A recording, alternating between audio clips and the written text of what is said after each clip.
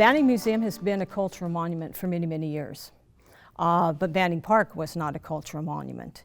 And so I was the one that did the application to get Banning Park connected with the Banning Museum as for a historical monument. I also worked with getting the neighborhood directly behind it, historical overlay zone. That was in 2002 that we were able to get that neighborhood designated as a historical overlay zone. And the reason that we did that is kind of a funny story. It happened that I was a good friend of Lois Stinson, and Lois Stinson was at that time the executive director of the Chamber of Commerce, Wilmington Chamber of Commerce. And I would go to the mixers, and she said, I think you need to go to this mixer. There's a person there that is doing a project at the foot of Avalon that I think you'd be interested in. Well, I went to this mixer, and the speaker was the former planner of the city of Los Angeles. It was Calvin S. Hamilton. And he was presenting for the foot of Avalon a project that he did in Baltimore. And I was excited about that, and I talked to him about, I said, I support your project and everything, but we're having problems with our community plan. Are you going to be consulting, after retirement? And he goes, yes. So we asked him, we said, what would we have to do to help change this zoning?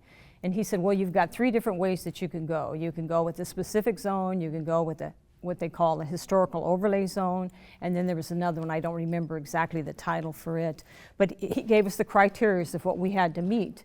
And so then my sister and I started doing the research. And it was kind of odd because we were newcomers to the area. We weren't born in Wilmington, so we would ask the old timers of Wilmington, we'd say, what's the history behind this neighborhood?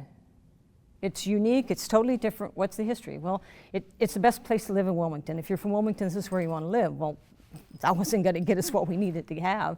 So at that time, I had already formed the Wilmington Historical Society, and we had a historian that said, you can go down to the Harbor College, and they have the old newspapers. So we went down and did research on that.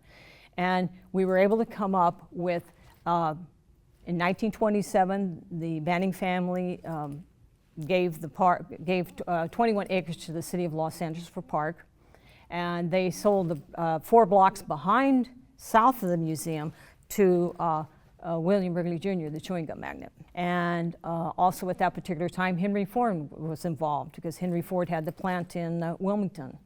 And so that made our neighborhood especially important because it was Banning's land, then Wrigley, and then Henry Ford. And then the style of the homes were, it had to be at least 50 years old, it had to be intact. All of those things met the criteria. And that now saves our neighborhood, and you can't come in and develop it.